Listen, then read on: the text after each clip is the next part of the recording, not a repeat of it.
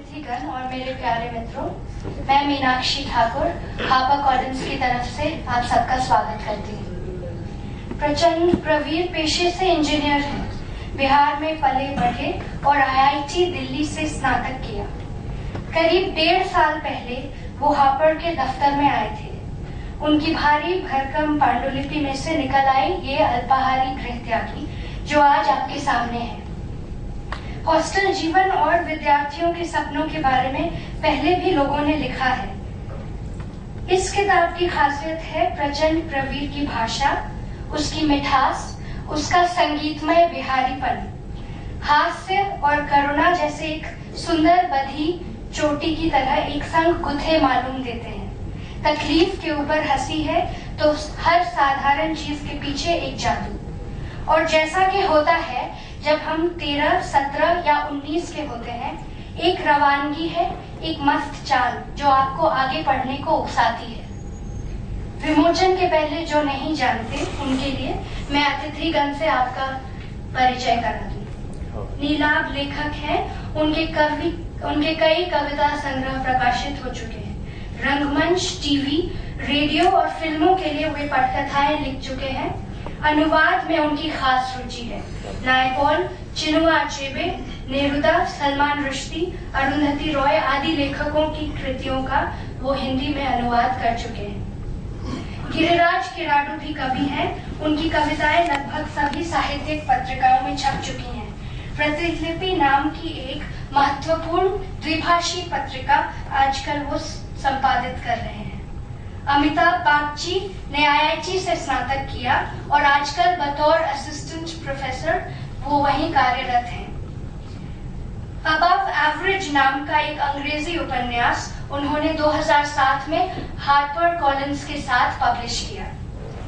तो पहले मैं नीलाभ, गिरिराज और अमिताभ से गुजारिश करती हूँ कि वे किताब का विमोचन करें।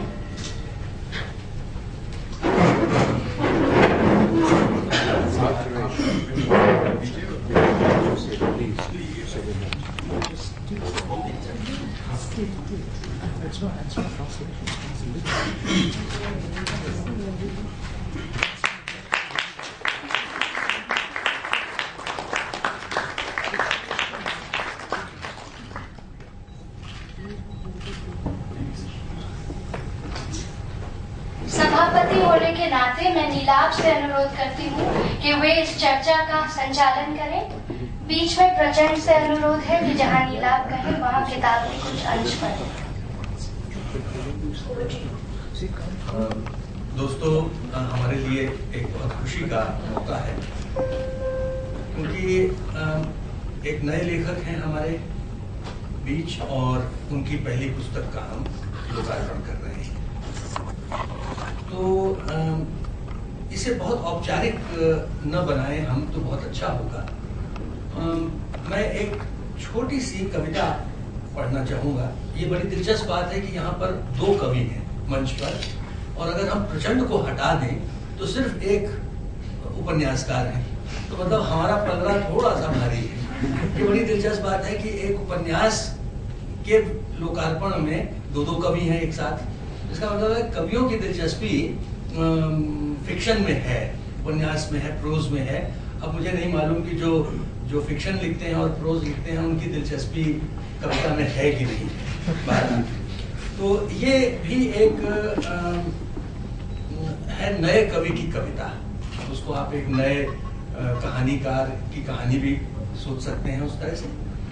अभी समय लगेगा इसका स्वाद पहचानने में, अभी समय लगेगा इसका स्वाद पहचानने में, अभी तो आलाप है पहला पहला, आने को है 7 सुरों में रचा गया राग। अभी समय लगेगा असली आनंद पाने में, धैर्य से सुने आप, कवि का नहीं, कविता का नहीं, प्रयत्न का करे सम्मान।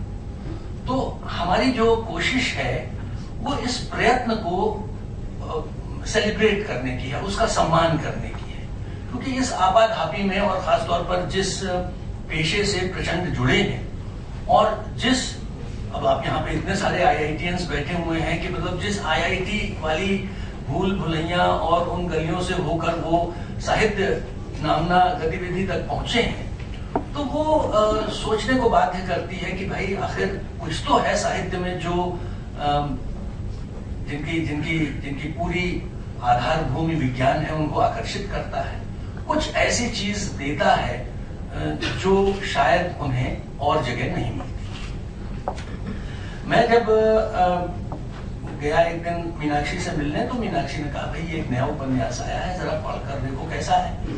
अच्छा, मैं सबसे बड़ी खूबी किसी किताब की ये मानता हूँ कि अगर आप उसको पढ़ना शुरू करें तो आप उसको अंत तक पढ़ जाएं। मैं ये नहीं कहता कि आप कहें कि नहीं जी मैं तो सोया भी नहीं और मैं पढ़ गया, ऐसा नहीं, लेकिन आप उसको शुरू करें तो आप अंत तक पढ़ जाएं उसको। ये इस किताब का पहला गुण है, जो कि एक अच्छी किताब का गुण होना चाहिए। दूसरा मुझे जो लगा, मैं बहुत ही संक्षेप में आपको बता दूं कि ये एक ऐसा विषय है, मेरा हिंदी के कथा साहित्य को और हिंदी के उपन्यास साहित्य को लेकर इधर एक मेरी ऑब्जर्वेशन है कि जब हम अपने कमरे से बाहर कदम रखते हैं तो जिस दुनिया से हमारा साबका होता है, जिसमें दलाल हैं, भ्रष्ट मंत्री हैं, आदमखोर किस्म के पुलिस वाले हैं, कुछ पंचायतें हैं जो तय कर रही हैं कि कौन किससे प्यार करेगा या नहीं करेगा, और करेगा तो उसका क्या हश्र होगा, या और बहुत कुछ जो तमाम हमारे चारों तरफ हो रहा है, उसका अक्स हमें अभी हिंदी के उपन्यासों में और कहानियों में नहीं मिल रहा है, या अगर है भी तो बहुत कम है। कुछ ज्यादा होना चाहिए, क्योंकि बाहर की दुनिया बहुत निर्मम और भयानक है और होती जा रही है। तो मुझे इस उपन्यास में अच्छा लगा, हालांकि इसमें एक बल्कि हॉस्टल लाइफ भी नहीं है, मैं और भी स्पष्ट कर दूं, ये लॉज लेकर, कमरा लेकर जो रहते हैं लोग और पढ़ते हैं, और वो आपको हर शहर में आजकल मिलेंगे। वो आईआईटी की कोशिश करते हैं, वो प्रशासनिक परीक्षाओं में जाने की कोशिश करते हैं, वो तमाम तरह के ताल तिकड़म करते हैं कहीं ना कहीं फिट हो जाएं, और उसके लिए भाई वो गांव से आए होते हैं, छोटे कस्बों से आए होते हैं, और उनको तैयारी करनी होती है। अब उसमें उनको तैयारी तो जो करनी है कोचिंग में जाकर और पढ़ाई किताबों के साथ जूझकर, बाकी जो उनको सब तिक्रम करने पड़ते हैं उनका बहुत ही अच्छा इसमें एक वर्णन है। उसमें नन्नू बाबू हैं, और उसमें एक वही जो है वो अपना एक कमरा चलाते हैं, और उनकी अपनी कुछ सनके हैं, उनकी पत्नी है, फिर और जो इनके साथी संगी हैं, उनमें 2 लोग हैं जो कि दाढ़ी बढ़ाकर फिर उसी जगह कमरा लेने आ जाते हैं, और काफी उनके साथ मतलब दिलचस्प हरकतें होती हैं। वो पवन यादव शायद मेरा ख्याल नाम है ना। तो ये एक जीवन का जीता जागता धड़कता हुआ अनुभव संसार है जो प्रचंड ने रचा है। पहली बार तो मैं जब किताब देखी तो मैं थोड़ा घबरा गया, भाई प्रचंड भी है, प्रवीर भी है, जयशंकर प्रसाद की याद आ गई, वीर तुम बढ़े चलो, वीर तुम बढ़े चलो, तो कुछ प्रचंड प्रवीर मुझे वैसा लगा। लेकिन फिर मुझे उपन्यास पढ़कर एक बहुत सुखद अनुभूति हुई। तो मैं चाहूंगा कि जो मेरे और 2 साथी हैं, अमिताभ हैं, गिरिराज हैं, वो भी आपसे इस सुखद अनुभूति को बांटें। तो मैं एक सज्जन से कहूंगा कि वो अपनी बात कहें, उसके बाद हम एक रीडिंग प्रचंड से कहेंगे कि भाई एक हिस्सा वो पढ़कर सुनाएं, और फिर जब अमिताभ अपनी बात कह चुकेंगे तो फिर एक हिस्सा हम फिर सुनेंगे, क्योंकि एक हिस्से से बात नहीं बनती है, जरा स्वाद अच्छा आना चाहिए। तो मैं गिरिराज से अनुरोध करूंगा कि वो अपनी बात कहें। शुक्रिया नीलाभ जी। तो ये कि इस कार्यक्रम में मैं जिस तरह से आया हूँ, मैं पर्सनली जिस तरह से आया हूँ, जिस हिंदी के बैकड्रॉप से मैं आया हूँ, उसका कुछ मुख्तसर ब्यौरा नीलाभ जी ने दिया, लेकिन कुछ और भी कहा जाना चाहिए। प्रचंड चाहे या ना चाहे वो हिंदी के लेखक हो ही गए हैं।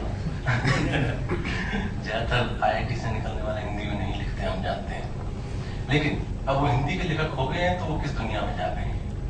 हिंदी की ठीक इस वक्त की जो दुनिया है उससे मैं अगर रिपोर्ट करना शुरू करूं आपको, तो आपको पता चलेगा कि एक पत्रिका का आयोजन करने वाली है, उसमें एक बड़े पुलिस वाले और एक बड़ी लेखिका को भिड़ा देने वाली है, और उसके खिलाफ एक अभियान हो रहा है। दूसरी तरफ आपको पता चलेगा कि एक पूरी जंग जो है हिंदी की नई नौजवान पीढ़ी जो है वो वर्चुअल मीडिया पर, फेसबुक और इंटरनेट पर अपने गुटों के खिलाफ लड़ रही है। तो एक ऐसे बैकग्राउंड में, एक ऐसे बैकड्रॉप में, और वहां पे एक दूसरे की जान लेने की धमकी दी जाती है, वहां पे एक दूसरे की कपड़े उतार लेने की कोशिश की जाती है, एक ऐसे हिंदी के बैकड्रॉप में मैं प्रजन की किताब पर बात करने आया। उसके अलावा जो देश में हो रहा है वो नीलाभ हमें एक छोटे ग्राफिक डिस्क्रिप्शन में बता ही चुके हैं। प्रजन से परिचय हमारा बहुत स्ट्रेंज तरीके से हुआ। हम इसे प्रजन नाम से जानते ही नहीं। प्रजन came to us as Bhoothnath. And believe me, पिछले साल भर से बिना इसका चेहरा देखे, बिना इसको जाने, हम इसकी कहानियां बहुत प्यार से पढ़कर अपनी पत्रिका